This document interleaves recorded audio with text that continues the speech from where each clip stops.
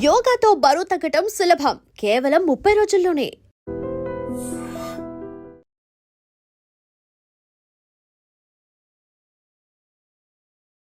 కాంగ్రెస్ నాయకులే ఇంకో మాట కూడా అంటున్నారు సార్. బీఆర్ఎస్ ను బీజేపీలో విలీనం చేసే ప్రయత్నాలు చాలా జరిగాయి. కవిత లిక్కర్ స్కామ్ లో అరెస్ట్ అయినప్పుడే ఈ ప్రతిపాదనలు చాలా వెళ్ళాయి.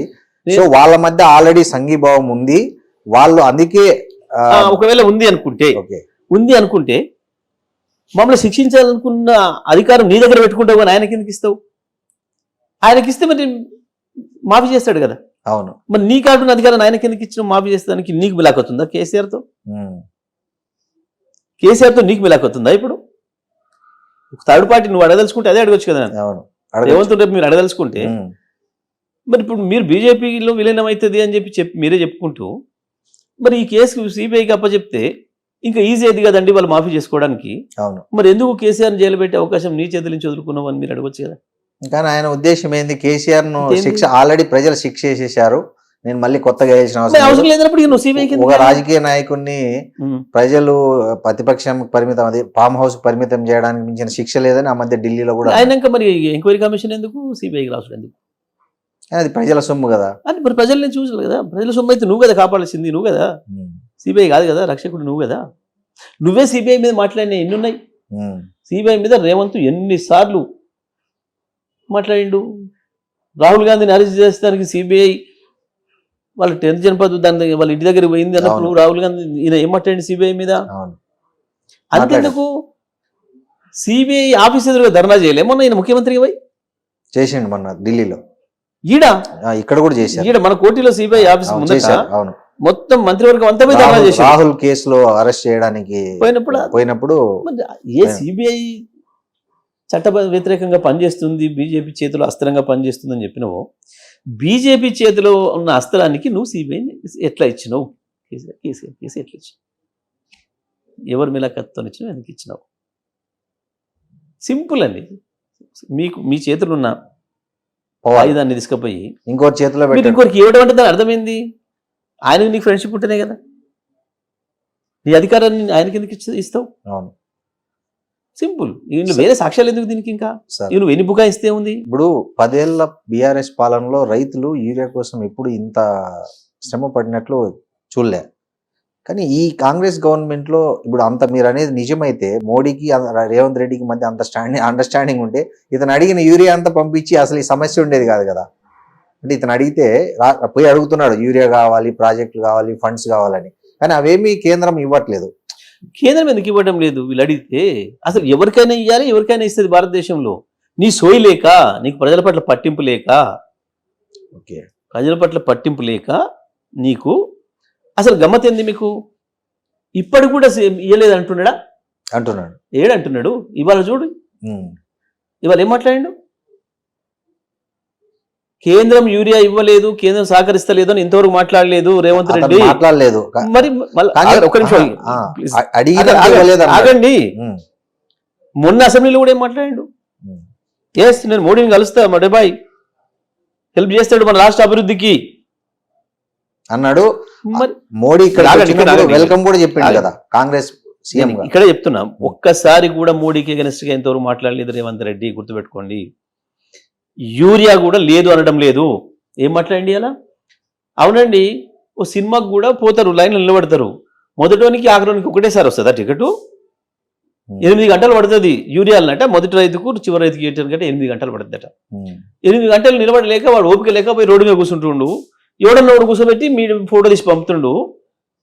అంతా ఉంది అందుబాటులో మాట్లాడుతున్నాడు. మరి లేదని మీరు లేదని రైతులు చెప్పులు చూపిస్తున్నారు. ఆఫీసుల మీద దాడులు చేస్తున్నారు, గేట్లు ఎక్కి దూకుతున్నారు. మహిళలు గేట్లు ఎక్కుతున్నారు. గేట్లు ఎక్కి దునికితే ఒక కాలి రీతే చెయ్యి రీతే ఏంది? ఒక బస్తా కొరకు పోయి. వీళ్ళ పరిపాలన చేతగాంతనము, వీళ్ళ పరిపాలన సామర్థ్యం లేకపోవడము. నాట్ ఓన్లీ యూరియా, ఏది ఒకటి ఇస్తున్నారని ఈ ప్రభుత్వం వచ్చిన కానుంచి ప్రజా సమస్యల పట్ల ఎప్పుడు వీళ్ళకు చిత్తశుద్ధి లేదు, వీళ్ళకి పరిపాలన అనుభవం లేదు, అసలు సోయి లేదు. ఇంతసేపు మూటలు కమిషన్లు ఎట్లు వస్తాయి, మూటలు ఎట్లా సంపాదించుకోవాలి, ఎట్లా దాచిపెట్టుకోవాలి, ఎక్కడ పైన రాహుల్ గాంధీకి 10, మోడీకి 20 ఎట్లా కట్టి రావాలి, ఇదే పని తప్ప వీళ్ళకు ఏది ఇచ్చిందని. కరెంటు చక్కగా ఇచ్చుడు లేదు ఇంతవరకు. 24 గంటలు ఒక సెకండ్ పోకుండా కరెంట్ ఇచ్చినాం అన్ని వర్గాలకి. వ్యవసాయంతో సహా. ఇలా హైదరాబాద్లోనే కరెంటు 2 గంటలు 3 గంటలు ఉండడం లేదు. కరెంటు పోవుడు వచ్చుడు, జనరేటర్లు, కరెంటు మోటార్లు కాలిపోడు పక్కన పెట్టి జనరేటర్లు కూడా కాలిపోయే పరిస్థితికి వచ్చింది వీళ్ళ అద్భుతమైన పరిపాలన వల్ల. మేము ఇచ్చిన మంచినీళ్ళు ఇవ్వలేకపోతున్నారు భగీరథతోని. మేము నడిపిన స్కూళ్ళను నడపలేక ఇప్పటికి 100 మంది పిల్లలు జావగొట్టిండ్రు. హాస్పిటళ్ళు, గవర్నమెంట్ హాస్పిటల్కి అడుగు పెట్టే పరిస్థితి లేదు. మళ్ళీ అన్ని వ్యవస్థలే నాశనం చేశారు. అధికారం అనేది కేవలం వాళ్ళ సంపాదన కొరకు, వాళ్ళ కమిషన్ల కొరకు అంతే తప్ప, దానికి వీలైతే ప్రతిపక్షం మాట్లాడేటోళ్ళ గొంతులు నొక్కడానికి, కేసులు పెట్టడానికి తప్ప అధికారాన్ని వేరే రకంగా వాడడం లేదు. ప్రజలకు ఇచ్చిన మాటల్ని నెరవేర్దామన్న ఆలోచన లేదు. అసలు గత ప్రభుత్వం ఇచ్చిన వాటిని కొనసాగించేంత తెలివి కూడా లేదు. ఆ పరిస్థితిలో ఉంది ఈ ప్రభుత్వం. సార్, మీరు చాలాసార్లు అసెంబ్లీలో కానీ బయట కానీ ముఖ్యమంత్రి రేవంత్ రెడ్డి మీద ఒంటికాల మీద లేస్తుంటారు. ఎందుకు సార్? అంటే నేను ముఖ్యమంత్రి రేవంత్ రెడ్డి ఉన్నాడా, అక్కడ ఇంకొక ఆయనడా మాకు ఇష్యూ కాదు. ఈ ప్రభుత్వం అనేది ప్రజలకు ఇచ్చిన హామీలు నెరవేర్చాల్సిన బాధ్యత ఉంది. ఇంకా మేము అది అడగటం మొదలే పెట్టలేదు. వాళ్ళు ఇచ్చిన 6 గ్యారెంటీల కొరకు మేము కొట్టాడాల్సిన బాధ్యత మా పైన ఉంది.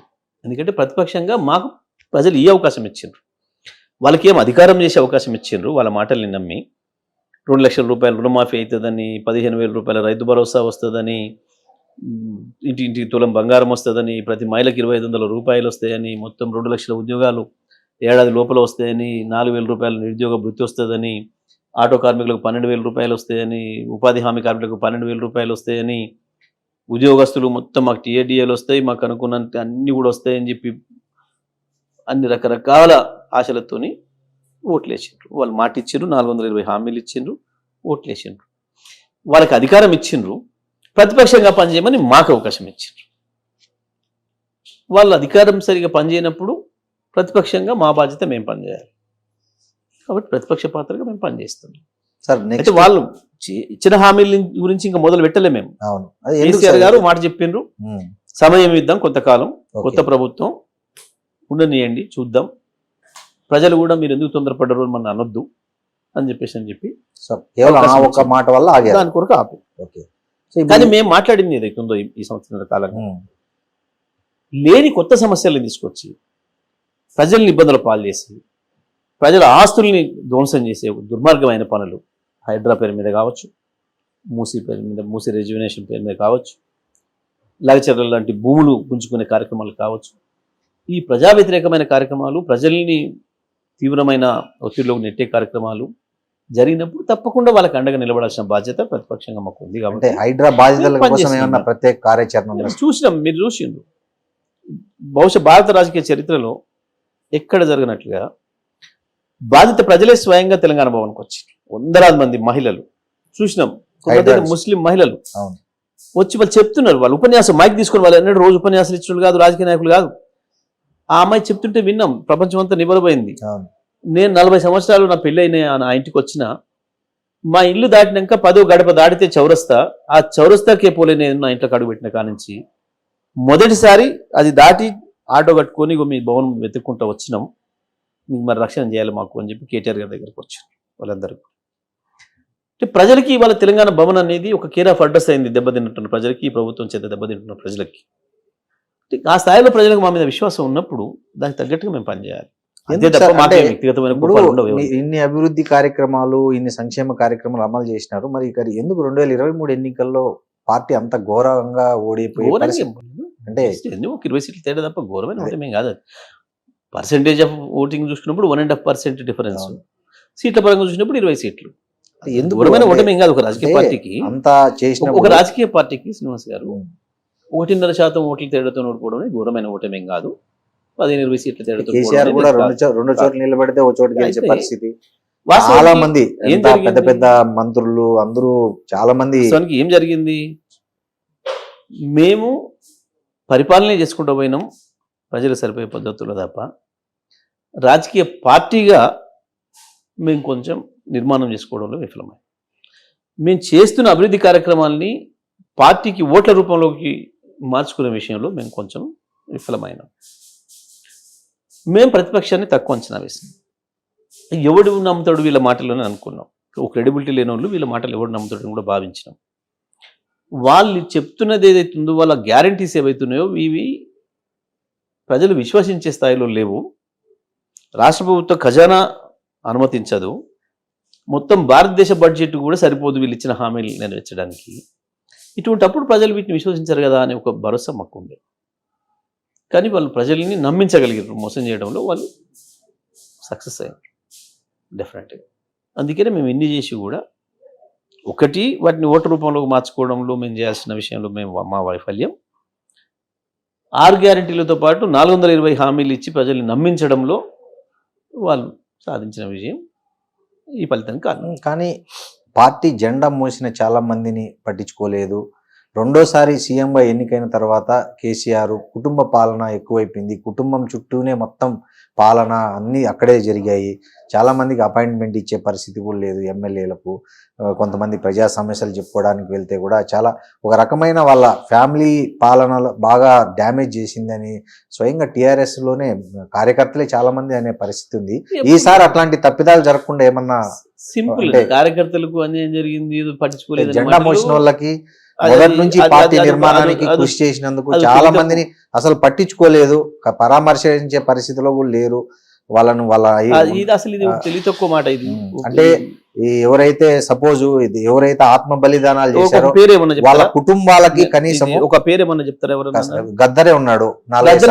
గద్దర్ టీఆర్ఎస్ పార్టీ కాదు, అంటే ఒక ప్రజా గాయకుడు 4 సార్లు వెళ్ళి బయట కూర్చొని రావాల్సి వచ్చింది. గద్దరు కొంచెం ఆయన మానసికంగా దెబ్బతినడేమో కానీ, ఎందుకనంటే ఎవరైనా ఒక మంత్రి దగ్గరికి పోయినా, ముఖ్యమంత్రి దగ్గర పోయినా, ఒక ఎమ్మెల్యే దగ్గర పోయినా అపాయింట్మెంట్ తీసుకొని పోతారు. అంతేకాదు నేను మీ ఇంటికి రావాలంటే కూడా మీకు ఫోన్ చేసి అడిగి రావాలి. ఎవరు ఎత్తట్లేదు ఫోన్, ప్రాథమికమైన సూత్రం.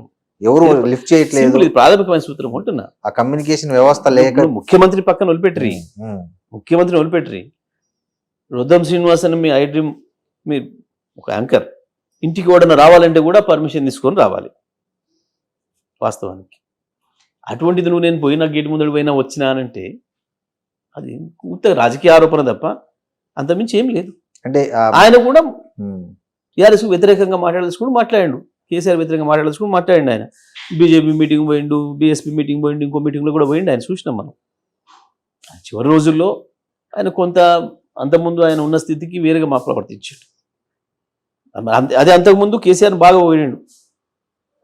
అంతకుముందు టైం తీసుకొని వచ్చినప్పుడు కేసీఆర్ పిలిచిండు, 2 గంటలు మాట్లాడిండు. ఆయనకి హెల్త్ బాగాలేదంటే కూడా చేయించిండు, బెంగళూరులో ఏదో కేసు ఉందంటే కూడా హెల్ప్ చేసిండ్రు. కానీ వచ్చిన సమాచారమే లేకపోతే ఎవరేం చేస్తారు? మనం ఇక్కడ కూర్చొని ఉన్నాం, బయటకు ఎవరైనా వచ్చి గేట్ కాడికి వచ్చేసేసి కాసేపు ఉండి వెళ్ళిపోతే దానికి మనం ఎట్లా బాధ్యులమవుతాం? కాము కదా. ఇప్పుడు మీడియా ఉంది కాబట్టి నేను మీడియా పిలుచుకొని నేను ఏదని చెప్పేసేస్తా అనుకుంటే కదా కూడా ఏం చేస్తాడు? సో నెక్స్ట్ ఎలక్షన్లకు ఏంటి సార్ టీఆర్ఎస్ అస్త్రాలు ఏంటి? స్థానిక సంస్థల ఎన్నికలకి అస్త్రాలు ఏంటి? జనరల్ ఎలక్షన్స్ కి అస్త్రాలు ఏంటి?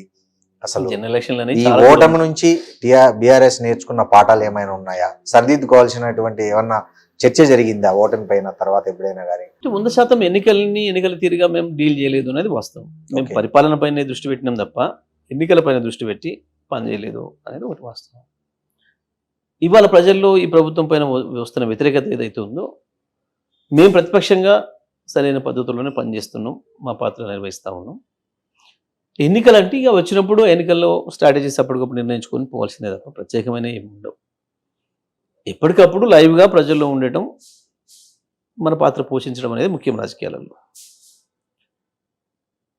సో స్థానిక సంస్థలకు సంబంధించి ప్రత్యేకమైన వ్యూహాలు ఎవరికి ఏమి ఉండవు. ఎందుకనంటే జనరల్గానే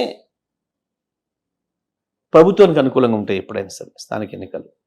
ఎందుకు అనంటే ప్రభుత్వం వాళ్ళ చేతిలో ఉంది కాబట్టి మేము ఇంకా ఇది చేస్తాం అది చేస్తామని చెప్పి ప్రజల్ని ఆశ పెట్టే అవకాశం ఉంటుంది, ప్రజలు దాన్ని విశ్వసించే అవకాశం కూడా ఉంటుంది సహజంగానే. ఇంకా 3 సంవత్సరాలు ఇప్పుడు ఇచ్చిన హామీలు ఈ 2 ఏళ్లలో నెరవేరలేదు కాబట్టి మళ్ళీ నమ్ముతారంటారా? దాని ప్రభావం కొంత కనబడుతుంది. ఓకే, దాని ప్రభావం ఇప్పుడు స్పష్టంగా కనబడుతుంది. ఇవాళ ఊర్లో పోయినప్పుడు యూరియా కార్డు పోయినప్పుడు మీ యాంకర్లు పోతారని చెప్తున్నారు ప్రజలు మీ యాంకర్లకు చూపించి మరి కెమెరాలో చూపించి వాళ్ళు చెప్తున్న వాళ్ళు కొట్టుకుంటున్నారు. మరి కొంతమంది మహిళల్ని మనం చూస్తున్నాం, ఇది లైవ్ ఉందమ్మా, ఇది మరి వాళ్ళు చూస్తున్నారు, నువ్వు ఇట్లా మాట్లాడుతున్నావు అంటే చూసుకోమని వాడిని అని కూడా మాట్లాడుతున్నారు. ఇష్టానుసారం మాట్లాడుతున్నారు వాళ్ళు, మనం చూస్తున్నాం.